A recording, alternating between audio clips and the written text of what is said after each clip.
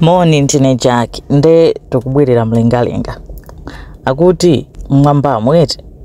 my astronomers mu 1995 anapanga discover kunena kuti kuli ma planet ena onena kuti sazungulira dzuwa lathu timazungulirani ati ma planet amenewo amazungulira nyenyezi zina ndipo sali mu solar system yathu. Ma planet amenewo amawatchula kuti ndi ma exoplanets koma munthu yonse analasa anathe kuajambula kukhala chithunzi chonena kuti ma exoplanet amaoneka chonchi akhala kufuna kuti apeze kunena kuti kuli zotani kuli ma exoplanet weti koma analibe zipangizo zamphamvu zokwanira kuti akhoza kutani akhoza kujambula koma anapeza kuti panali pafupifupi 6000 ma exoplanet kunena kuti ma galaxy ndi ambiri ma solar system ndi ambiri monena kuti akuti kuliso chani ma planet ena ambiri choncho akuti kuli ma galaxy mwina 200 billion komanso ma exoplanet mo akukhulupirira kunena kuti ma planet ena monena kuti muli moyo either muli zinthu za moyo kapena mukhoza kukhala anthu amoyo zinthu za moyo. Koyamba zomwe amajambula ndi mmene chikuonekera chithunzi chichi kuti pakatipo pali nyenyezi nde dontho likuoneka la orange lo likhale exoplanet kumadziwa kunena kuti imatani imazungulira koma analibe clear picture kuti anganene kuti zimaoneka chonchi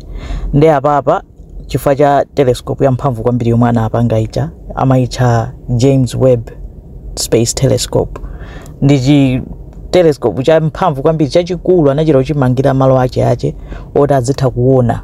za mlengalenga. Pati ina ya James Webb Telescope ili mu outer space. Koyamba James Webb Telescope inajambula TWA7 imene ili nyenyezi inaiti yoda kuti ili 111 light years away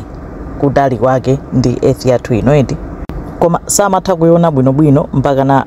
ena amanena kuti ndi exoplanet ena amanena kuti ndi nyenyezi nde chomwe chikuoneka cha round cha orange icho ndi yomwe yakuiti exoplanet yo yoti imazungulira nyenyezi imene yoyo nde exoplanet yo akuichita kuti TWA7b akuti yakhalapo kwa zaka 6.4 million ndipo ndi yayikulu chimozimozi ndi planet ya Saturn nde chifukwa chonena kuti anayipasa mphamvu kwambiri technology yawo yoyeti anayikonza kwambiri James Webb Telescope atha kujambula exoplanet ayijambula ndipo akuti ikuoneka chonchi enda akunena kuti ma planet enawo ndi a ice ndonena kuti ndozizira kwambiri nde iyi yomwe ayijambulayi apeza kunena kuti overall average temperature yake ndi -3 degrees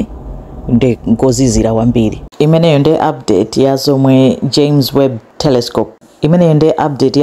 James Webb Space Telescope yajambula akuti exoplanet dzina lake TWA7b imene imazungulira nyenyezi kutuluka mu solar system yathu ino. Ndipo pakapezeka zina tiziziwonjezerapo mukhale nadzulo opambana.